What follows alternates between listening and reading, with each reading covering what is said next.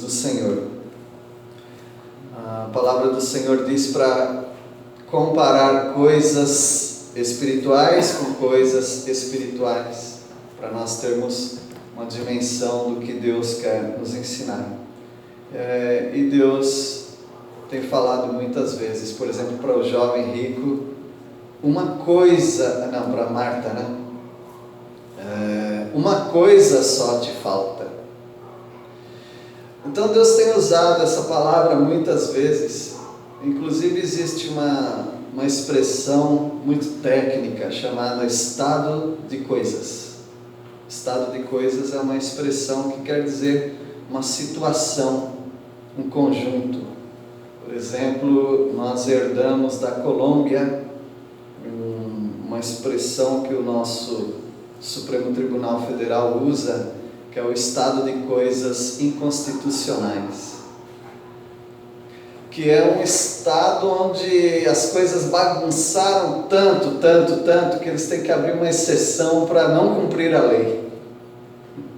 Estado de coisas inconstitucionais. Quando chega nesse estado é porque as coisas estão muito ruins. Às vezes nós precisamos voltar à razão e a gente precisa tomar um chacoalhão.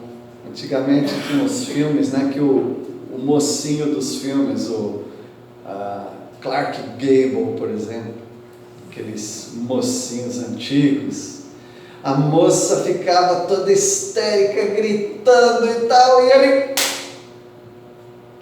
dava um tapa no rosto dela, para que ela voltasse ao normal. Algumas pessoas ficam tão agitadas, que às vezes tem que dar um chacoalhão nelas, para ver se elas voltam ao estado de coisas normal.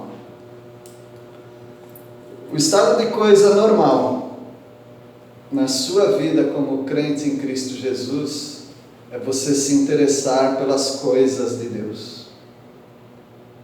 Quando você não está mais se interessando pelas coisas de Deus, nós podemos citar apenas algumas: leitura da Bíblia, oração, evangelização daqueles que estão sem Cristo, compaixão pelos perdidos, o trabalho na igreja do Senhor, o ajuntamento com o povo de Deus. Apenas para citar algumas coisas. Quando você não está nesse conjunto de coisas, você está fora de si. Você está fora do estado normal, da situação normal de um crente. E o povo de Israel, que tinha passado pelo Mar Vermelho, se libertando da escravidão do Egito, passando 40 anos pelo deserto, e agora entrando na terra de Canaã, onde seria a sua terra da promessa, o povo está meio fora também daquele estado, da situação das coisas que Deus quer para eles. E eles precisam dar um jeito nisso. Precisa dar um chacoalhão. Precisa voltar ao estado de coisa normal. Quais são as coisas de Deus? Para você hoje, já mencionei algumas delas. Para o povo de Israel do passado, são coisas que não diz respeito a você, diz respeito ao povo do passado, mas que nós podemos aprender algumas coisas. Eles tinham que ter na nação, para os machos, para os homens, a circuncisão. O estado normal para a nação de Israel era que todos os machos, todos os homens fossem circuncidados. Era a ordem de Deus. Eles tinham que celebrar todo ano, no dia 14 de Nissan, que é o mês dos judeus, né? Que é mais ou menos março, abril, muda um pouco, né? De acordo com o nosso calendário. Eles tinham que celebrar a Páscoa, que era a festa que eles celebravam para relembrar a libertação do Egito. E eles tinham que ter também reverência para com as coisas de Deus. Eles tinham que sempre ter reverência para com as coisas de Deus, a tal ponto que o sacerdote, por exemplo, não podia ir de roupa suja ministrar os sacrifícios. Um garfo que era usado para as panelas ali dos sacrifícios não podia ser tirado dali. O perfume que era usado no incenso, que fazia fumaça, né? Aquele perfume, a receita do perfume não poderia ser usado nas casas das pessoas, porque aquilo era sagrado, era santo, reverenciado. Um animal, para ser oferecido como sacrifício, ele tinha que ficar em observação por 4 dias, para ver se ele não era cego, aleijado, com algum tipo de doença no pelo, na pele. Então Deus queria tudo muito organizado. Reverência. Circuncisão, Páscoa e reverência.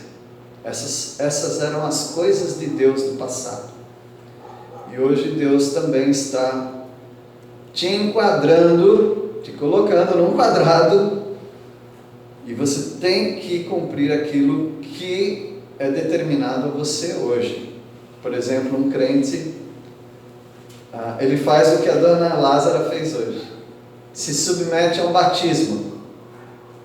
Toma a ceia do Senhor. Lê a Bíblia. Ora. Se congrega, se junta com outros irmãos. Trabalha na obra de Deus. Ora pelos perdidos. Faz o bem para os aflitos. Consola os sofredores. Então nós temos hoje um estado de coisas que nós devemos também cumprir. Você precisa andar dentro dos interesses das coisas de Deus. Embora não tenha a ver conosco, mas tem a ver com a Bíblia, então nós temos interesse em saber o que Deus está falando nos primeiros 9 versículos. Dificilmente a gente vai passar dele hoje, desses versículos, e vamos estudar no interesse pelas coisas de Deus, a circuncisão. Então é circuncisão, Páscoa e reverência. E agora nós vamos estudar sobre circuncisão. Vamos ler o versículo 1, Josué 5:1.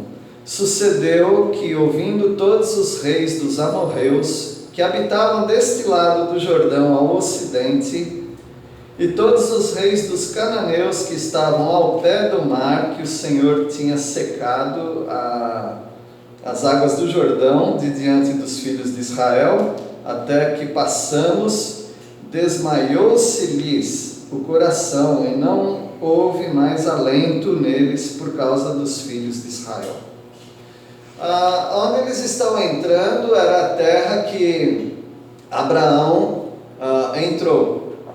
Quando Abraão foi chamado para uma terra que ele não conhecia, era essa terra. Abraão viveu ali um tempo, o filho dele Isaque, o Jacó, eles viveram ali. Daí teve uma fome, eles foram para o Egito. Daí mudou o rei do Egito, o faraó, e eles ficaram escravizados lá por 420 anos. Em 420 anos, esse povo dessa terra, de Canaã, teve tempo de conhecer ao Senhor e teve tempo de se arrepender, mas isso não aconteceu. Eles ficaram duros contra Deus. E aí tem os amorreus, que eles estão por toda a terra, os cananeus, que estão à beira do mar Mediterrâneo, estavam, né? Então era conhecido como a terra dos cananeus, para generalizar. Terra de Canaã, terra dos cananeus. Muito irreverentes com as coisas de Deus e não aceitaram a salvação do Senhor. Deus resolveu que vai exterminá-los. Então, antes de você pensar, mas que Deus malvado é esse? Bom, Deus está fazendo isso até hoje. Pessoas que morrem sem Cristo Jesus estão sendo condenadas para o inferno e posteriormente para o lago de fogo. Então, Deus é o mesmo, Ele é amoroso e é justo. E Ele foi amoroso, está sendo amoroso com esse povo. Exemplo, Raabe. Raabe morava na mesma terra deles e ela se arrependeu e foi salva. Será salva, né, na narrativa aqui das Escrituras. E esse povo vai ser exterminado e Deus vai tirá-los, limpar a terra para que o povo de Israel entre ali. E qual é o sentimento daquele povo que está em Canaã? De pavor. Eles estão com muito medo. Só o fato deles estarem com medo é que eles já conhecem a história de Israel e do Deus de Israel. E eles desmaiaram, o coração deles, desanimados, eles não tinham ânimo, porque Israel vai vir aqui, o Deus de Israel vai nos matar. É só se arrepender. Se alguém fala, tem muito medo do inferno. É claro, deveria ter mesmo. Mas é só aceitar Jesus como seu Salvador. E Ele promete te tirar dessa situação. E eles estavam com medo por causa dos filhos de Israel. Porém, os filhos de Israel também estavam em dívida. Aquele povo está em dívida por não crer em Deus. E Israel está em dívida por não fazer aquilo que Deus quer que eles façam. Consagrar-se totalmente a Ele. Lembrem-se, circuncisão, Páscoa e reverência. Aí eles podem falar, não, nós somos muito reverentes. Mas se vocês não são circuncidados e não praticam a Páscoa, vocês não são reverentes. Você não pode dizer que você ama a Jesus se você não obedece a Jesus. Você não pode dizer que você reverencia e respeita as coisas de Deus se você não ama e não pratica as coisas de Deus. E aqui no versículo 2 nós temos a revelação do que está acontecendo com o povo de Israel. Versículo 2. Naquele tempo disse o Senhor a Josué: faze facas de pederneira e passa de novo a circuncidar os filhos de Israel. Faca de pederneira. Pederneira é pedra. Pedra afiada corta também. Então era para fazer facas e botar aqueles homens para serem circuncidados, fazer essa cirurgia deles. Em volta. Circunvizinhança são os que moram vizinhos seus. Cisão é corte. Então é um corte em volta. Então tratava-se de uma cirurgia só para homens, evidentemente, no órgão genital. No órgão genital masculino, tem pele por cima do órgão genital masculino, e deveria cortar em volta a pele e jogar fora aquela pele. Aquela pele é chamada prepúcio, não é toda a pele, é só a pele da ponta do órgão. Não era simplesmente como hoje existe uma cirurgia que muitos garotos fazem por algum problema tal, de fimose, não é, muita gente se confunde. Não era simplesmente para ter uma cisão ali, um cortezinho, mas era para cortar todo em volta, circuncisão, joga fora aquela pele. Então, aqueles que ainda nunca ouviram falar dessa cirurgia, procurem se informar, porque eu não vou ser detalhista aqui, tá bom? Essa cirurgia era uma cirurgia que mutilava, mas não era uma mutilação grave, séria, tá bom? Não era como alguns pensam, uma castração, não era não, tá bom? Assim como fazer furo na orelha para brinco, né, que as mulheres fazem, os homens fazem também, né? Isso não é uma mutilação séria, nem mesmo um piercing, né, como algumas pessoas fazem, não é uma mutilação séria que vai tirar a mobilidade de alguém. Então, Deus fez isso como um símbolo. Deus é muito visual no Antigo Testamento. Ele gosta que as coisas sejam visuais. E aqui ele pega todos os machos, todos os homens, e ele manda fazer essa cirurgia. Judeu, no Antigo Testamento, tinha que ser circuncidado, os homens. E essa cirurgia era feita no 8º dia de nascimento. Uma coisa muito mais simples. Menos dolorosa, né? Você é dolorosa, esquece logo, né? Mas um adulto, e aqui eles estão com 20 anos de idade, eles vão fazer essa cirurgia tardiamente. E essa cirurgia eles vão precisar aí de uns 15 dias de molho, de repouso, por causa da dor, e que ia impedir os movimentos e tudo, e como é que soldados iam guerrear numa recuperação de uma cirurgia dessa. Muito bem, Deus manda fazer de novo isso com o povo. Por que passar de novo a circuncidar? Porque eles fizeram isso no passado, mas por esses 40 anos eles não fizeram mais, e o povo estava em dívida com o Senhor. Deus queria que eles selassem o seu compromisso, fazendo com que todos os machos passassem por essa cirurgia. Era o selo de Deus. E o selo de Deus você não discute. O que Deus manda fazer, você faz e não reclama. E é assim que o povo deveria fazer. E agora, Deus dá essa ordem para eles. E alguém fala, mas e as mulheres? Como que elas eram abençoadas? Não, elas eram abençoadas de carona. Os machos da nação sendo circuncidados, então toda aquela família já está abençoada por Deus. Era assim que funcionava. Versículo 3. Então Josué fez para si facas de pederneira e circuncidou os filhos de Israel em Gibeate Aralote. Então ele fez aquela cirurgia, eles ficaram ali de molho, né? E certamente Deus ia segurar os inimigos para não entrar no acampamento deles para tentar guerrear, porque seria quase impossível eles se recuperando da cirurgia. Mas os inimigos também não estavam atacando o povo de Israel. Os inimigos estavam esperando o povo de Israel atacar. Eles que estavam com medo. Então não havia esse perigo pelo jeito. Versículo 4. Foi esta a razão porque Josué o circuncidou. Aí não tem 2 pontos na sua Bíblia?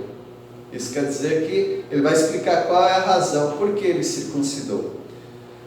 Todo o povo que tinha saído do Egito, os homens, todos os homens de guerra, ou seja, de 20 anos para cima, eram já mortos pelo deserto, pelo caminho.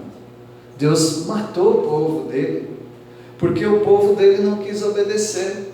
Mas Deus não extinguiu o povo. Deus deixou aqueles jovens de 20 anos para baixo vivos para entrar na terra.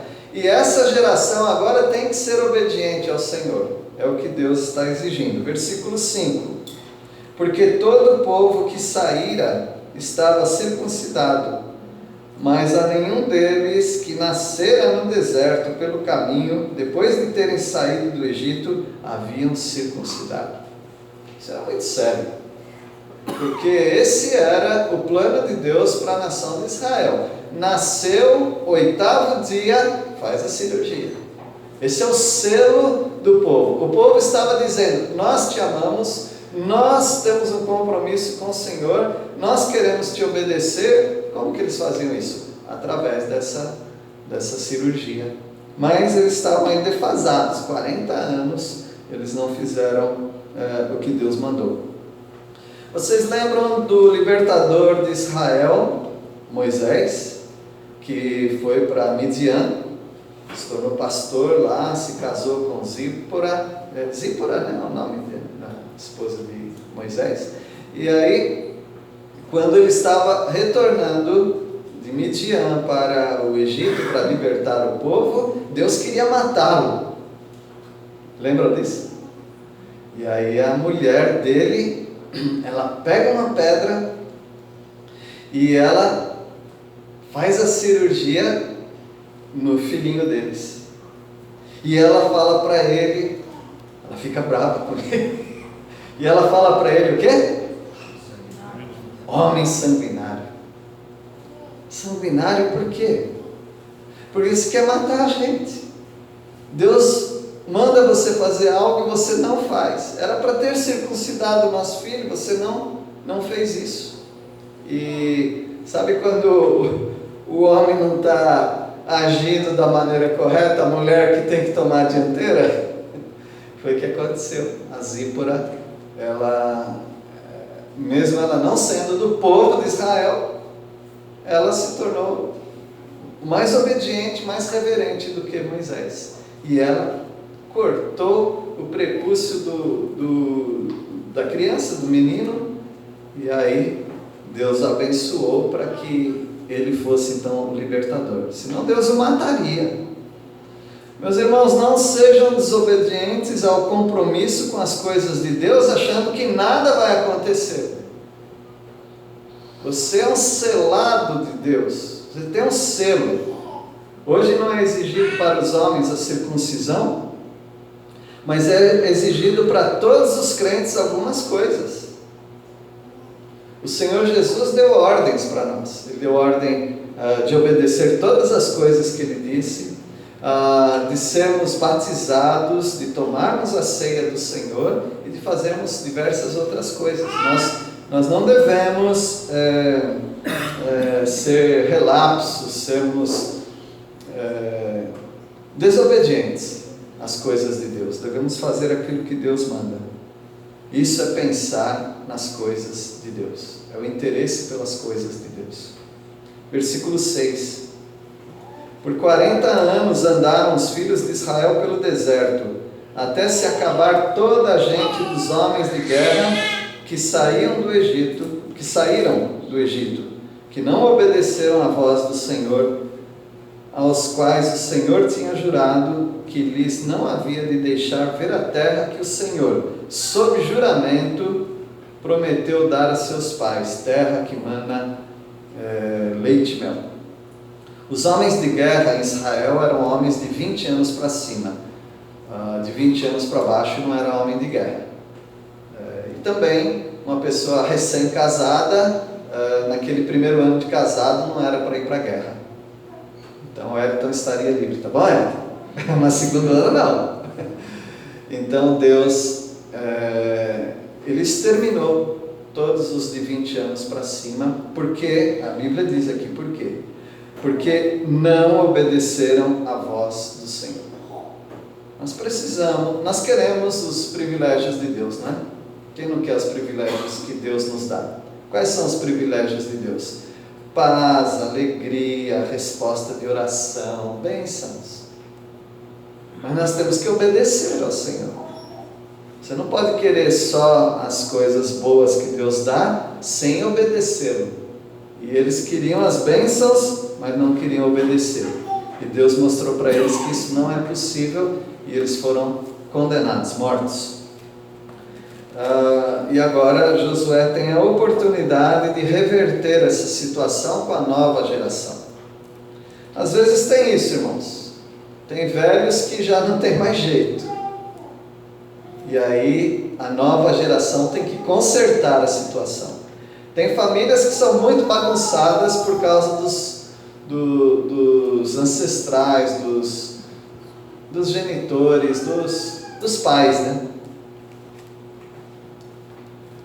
Não que não dê ainda tempo de se arrepender depois de velho, tem, mas às vezes as coisas se complicaram tanto, os efeitos colaterais em famílias desorganizadas é tão grande, pessoas envolvidas com vício, com bebida, com problemas financeiros, às vezes a família já é tão desestruturada que não tem mais jeito de consertar, a não ser que a próxima geração conserte o nome da família.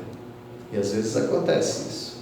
Então essa nova geração tem uma responsabilidade, um privilégio, mas também uma grande responsabilidade de consertar essa bagunça de desobediência a Deus. E Josué faz parte disso. Moisés faria, mas o próprio Moisés foi desobediente. Agora Josué tem essa responsabilidade de guiar o povo no caminho certo. Versículo 7: porém, em seu lugar pôs a seus filhos, a este Josué circuncidou, porquanto estavam incircuncisos, porque os não circuncidaram no caminho. Então Josué está tendo aqui o privilégio de consertar essa situação. Deus coloca essa molecada toda de 20 anos para baixo como a nova promessa de sucesso na família de Israel. E já circuncidados, então vai dar tudo certo. Estão sendo obedientes ao Senhor. Se o seu pai não amou ao Senhor, não andou nos caminhos do Senhor, sua mãe, sua família, isso não é desculpa para você. Você pode hoje reescrever uma nova história. E você precisa pensar neles, né? O irmão Emanuel é uma bênção para nós, porque ele se converteu quando criança, né? Mas sempre pensando no pai dele até hoje, pensando em trazê-lo para o Senhor Jesus e orando por isso. Mas ele não ficou no mesmo caminho do pai, que tem muitas coisas boas na vida dele, mas outras não tão boas. Mas ele aceitou o Senhor Jesus, andando nos caminhos do Senhor Jesus e tocando a vida para frente, mas ainda pensando no pai. E assim temos que ser. Nós temos que pensar na nossa família, dar o melhor para eles, e o melhor que nós temos para os nossos familiares é a palavra de Deus. É o melhor. É os interesses que nós temos pelas coisas de Deus, para que eles também tenham esse interesse. E é o que Josué fez. Não pense que foi fácil para ele, não, porque rebeldia tem para todo canto. Não é porque Deus limpou a terra de Israel, a família de Israel dos rebeldes, que não vai surgir, brotar novos rebeldes. Então Josué tinha que ficar firme com eles, mostrando o caminho certo, mostrando como fazer o certo e confiando que o Senhor os colocaria no caminho certo. E versículo 8, nós só vamos até o 9, tá bom? Tendo sido circuncidada toda a nação, ficaram no seu lugar no arraial até que sararam, ou seja, uns 15 dias mais ou menos. Toda a nação, evidentemente, são os homens, né?